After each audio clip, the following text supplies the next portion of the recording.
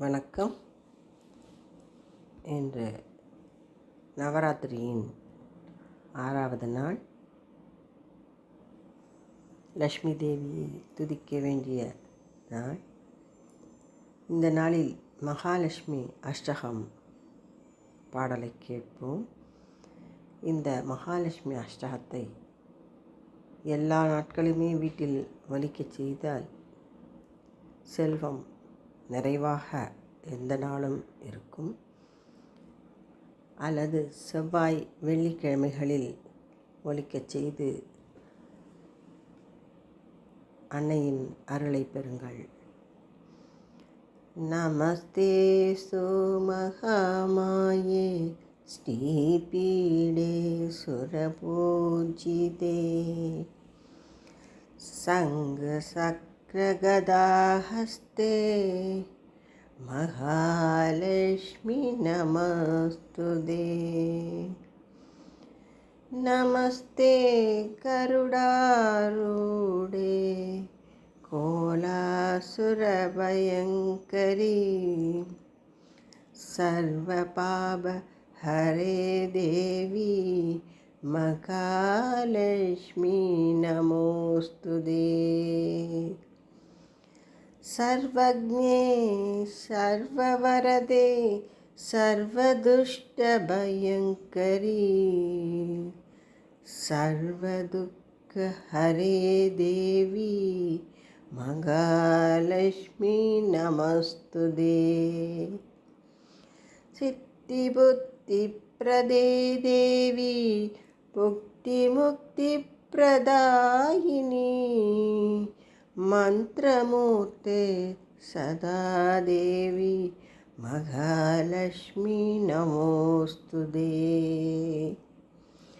ஆத்யந்தரகிதே தேவி ஆதிசக்தி மகேஸ்வரி யோகஜ்ஞே யோக சம்பூதே மகாலட்சுமி நமோஸ்துதே.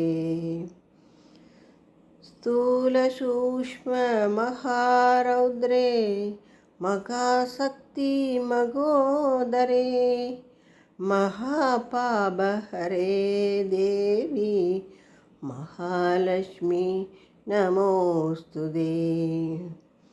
पद्मासन स्थिते देवी परब्रह्मस्वरूपिणी परमेशी जगन्माता महालक्ष्मी नमोस्तुते. श्वेतांबरधरे देवी नानालङ्कारभूषिते जगत्सिद्धिदे जगन्माता महालक्ष्मी नमोस्तुते. महालक्ष्मी अष्टकं स्तोत्रं यः पठेत् भक्तिमान् नरः सर्वसिद्धिमवाप्नोति राज्यं प्राप्नोति सर्वदा.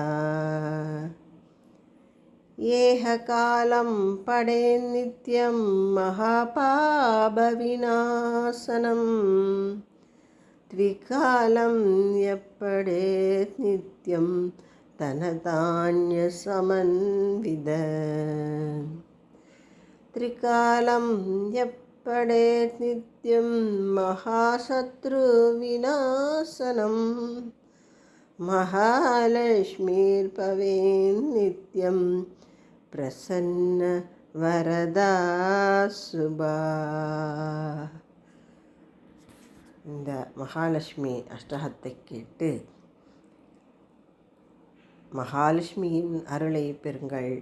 அனைவரது இல்லத்திலும் செல்வம் பெருகட்டும். வாழ்க வளமுடன். நன்றி, வணக்கம்.